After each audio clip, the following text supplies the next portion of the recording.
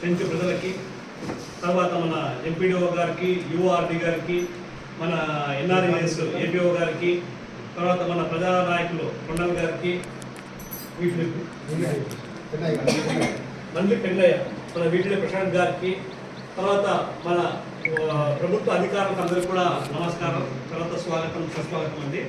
ఈరోజు ముఖ్యంగా ఏమంటే కనుక మన యొక్క గిరిజన యొక్క తెగలు వచ్చేసి బాగా వెనుకబడిన తెగగా గుర్తించడం జరిగింది. మన భారతదేశంలో 75 తెగలు ఉన్నాయి వెనుకబడి. దాంట్లో మన యొక్క గిరిజన తెగ కూడా ఒకటి అన్నమాట. ఎందుకు వెనుకబడిందంటే కనుక ఈ యొక్క గిరిజన ప్రజలకి సరైన మౌలిక సదుపాయాలు అందక, కేంద్ర రాష్ట్ర ప్రభుత్వాల నుండి వచ్చేటువంటి సంక్షేమ పథకాలు అందకపోవడం వల్ల కొద్దిగా వెనుకబాటుకున్నారు. సో అవన్నీ కూడా ఏవైతే కనుక మౌలిక సదుపాయాలు గ్రామానికి కావాలో, తర్వాత ఏ సంక్షేమ పథకాలు అయితే మనకి బడుగు బలహీన వర్గాలకి అందుతున్నాయో అవన్నీ కూడా మన యొక్క చెంచు గిరిజన ప్రజలకు కూడా అందాలి అనేటువంటిది ప్రభుత్వం యొక్క ఉద్దేశం అన్నమాట. ఆ ఉద్దేశంతోనే ఈ యొక్క ప్రధానమంత్రి జనజాతి ఆదివాసీ న్యాయ మహా అభియాన్ అనేటువంటి కార్యక్రమాన్ని నిర్వహిస్తున్నారు. ఈ కార్యక్రమం ద్వారా ఏమంటే ఇంకా ఏ గూడాలలో మౌలిక సదుపాయాలు లేవు, ఎవరెవరికి ఈ యొక్క సంక్షేమ పథకాలు అందట్లేదు అనేటువంటిది మరి సమాచార సేకరణ కోసము ఈరోజు ఈ యొక్క మీ గ్రామానికి రావడం జరిగింది. ఎందుకంటే ఫస్ట్ తెలిస్తే కదా అలా మన ప్రతిపాదనలు పంపి శాంక్షన్ చేసేసి అన్ని సమకూర్చాలనే ఉద్దేశంతో ఈ కార్యక్రమాన్ని మనకి పెట్టడం జరిగింది. ముఖ్యంగా ఏమంటే కనుక ఈ మౌలిక సదుపాయాలు 9 ప్రభుత్వ శాఖల ద్వారా మనకి అమలవుతాయి. మొత్తం ఒక శాఖ కాదు, 9 ప్రభుత్వ శాఖల ద్వారా మనకి అమలవుతాయి. అవన్నీ కూడా మీకు ఒక్కొక్కటిగా మనము ఫస్ట్ మీకు చెప్పడం జరుగుతుంది.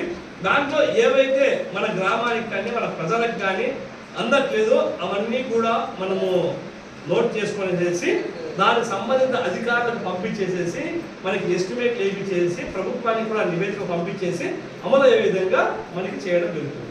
మొదటిగా ఏమంటే కనుక ఇప్పుడు మీరు చెప్పినట్టుగానే దగ్గరగా కొత్తగా పెళ్ళైనటువంటి వాళ్ళతో కలుపుకొనేసేసి 80 కుటుంబాలు ఉన్నాయనేటువంటిది మనకి సమాచారం.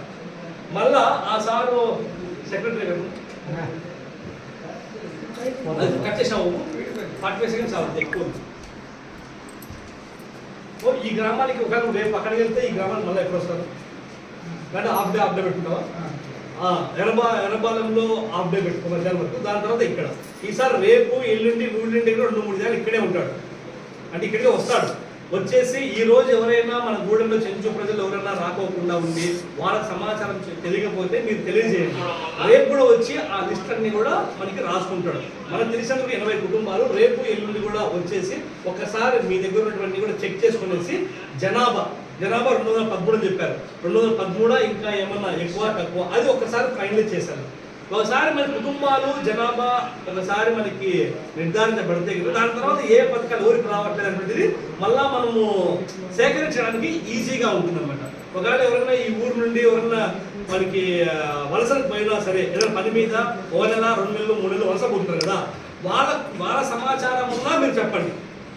అంటే వాళ్ళు రమ్మని చెప్పండి, వచ్చి అన్ని సమాచారం అంతా ఇచ్చేసి కదా మళ్ళీ వెళ్ళమని చెప్పండి.